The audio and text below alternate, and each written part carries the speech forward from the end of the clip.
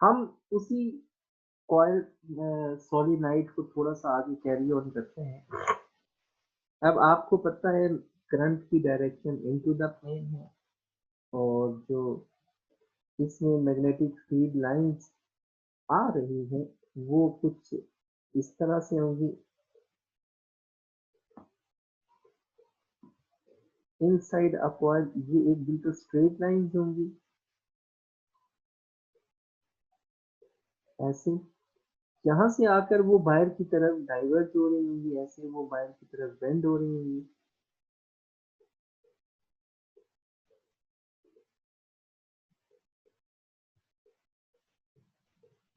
ये इसका south pole है। हम अभी ये जानते हैं कि ये नॉर्थ पोल किस तरह से बनता है।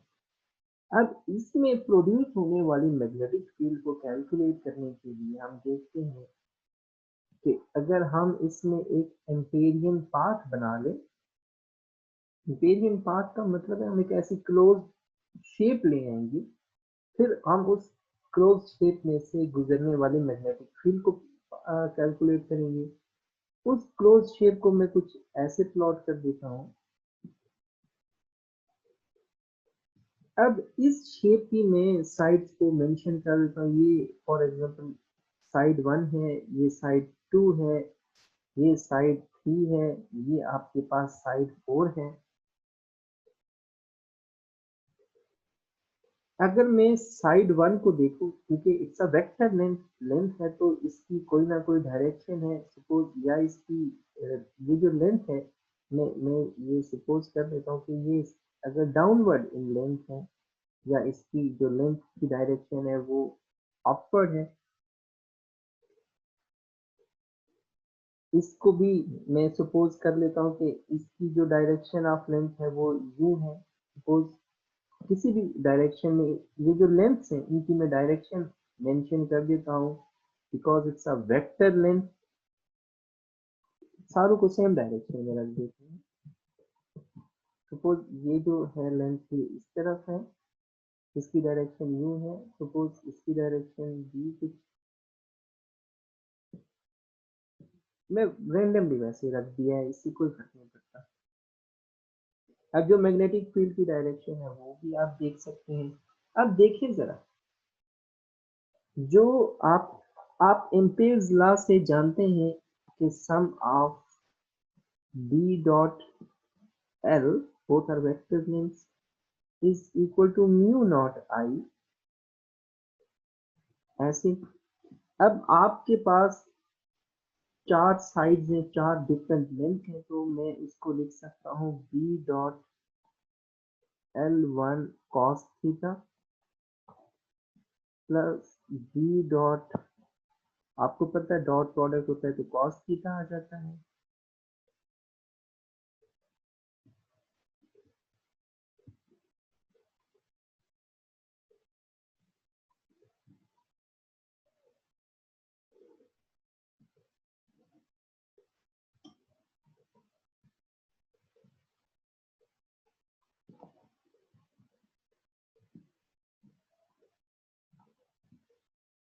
अगर मैं लेंथ 1 को देखूं तो वहां पे जो एंगल बन रहा है वो 90 डिग्री का एंगल बन रहा है। लेंथ 2 वाली साइड पे देखें तो वो 180 डिग्री बन रहा है लेंथ। अगर उसको देखें मैग्नेटिक फील्ड और लेंथ की जो डायरेक्शन है उनके बीच में जो एंगल बन रहा है वो 180 डिग्री का बन रहा है। लेंथ 3 को देखें तो उसमें भी ये दोनों आपस में परपेंडिकुलर हैं तो 90 डिग्री का एंगल बन रहा है। लेंथ 4 को देखें तो ये तो एक्चुअली जो साइड है,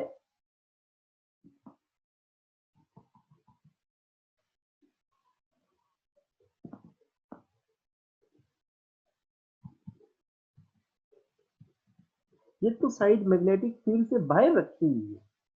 जब ये मैग्नेटिक फील्ड से साइड ही बाहर रखी है तो इसमें तो बी की वैल्यू ही नहीं मौजूद। इसमें तो मैग्नेटिक फील्ड पास ही नहीं कर रहे, इसलिए इसमें बी की वैल्यू को मैं जीरो रख देता हूँ। अब आप जानते हैं cos 90 पे जीरो होता है, तो मैं इसको ऐसे लिख सकता हूँ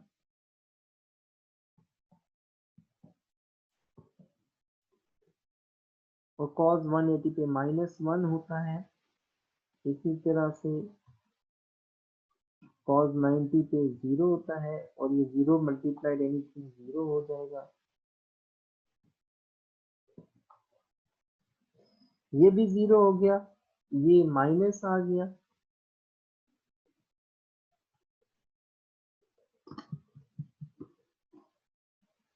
ये आपके पास 0 हो जाएगा, ये भी आपके पास 0 हो गया, ये म्यू नॉट आई। अब यहाँ से देखें, इसमें टोटल मैग्नेटिक फील्ड जो हमने मेजर की वो सिर्फ वो है जो इस जो लेंथ इस मैग्नेटिक फील्ड के साथ पैरेलल, जो लेंथ उस फील्ड में मौजूद नहीं है उसमें तो मैग्नेटिक फील्ड पास ही नहीं करेगी। जो उसके साथ परपेंडिकुलर है वहां से भी मैग्नेटिक फील्ड लाइन जिसमें पास नहीं करेंगी। तो लेंथ एलिमेंट जो उसके साथ पैरेलल है वो वाली इसमें से पास कर रही है।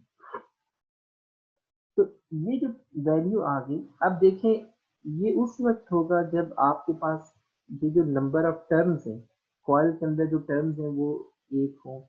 अगर एक से ज्यादा हो गए तो फिर उसको क्या करेंगे, मैं इसको थोड़ा जनरलाइज फॉर्म में लिखूं तो मैं इसको लिख सकता हूँ B dot L is equal to mu naught I for one term. अगर एक से ज्यादा हो गए तो मैं इसको लिखूंगा बी डॉट एल,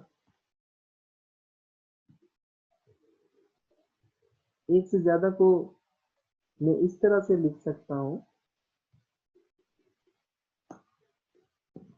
अब एल इधर मल्टीप्लाई हो रहा है, उस साइड पे जाकर ये एल डिवाइड हो जाएगा, तो मैं इसको कुछ इस फॉर्म में लिख सकता हूं।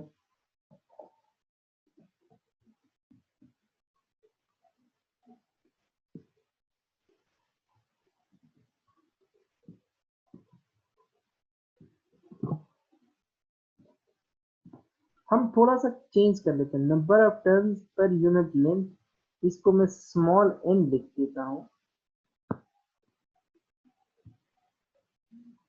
ये आपके पास मैग्नेटिक फील्ड की वैल्यू आ गई इसी सोलिनॉइड में से।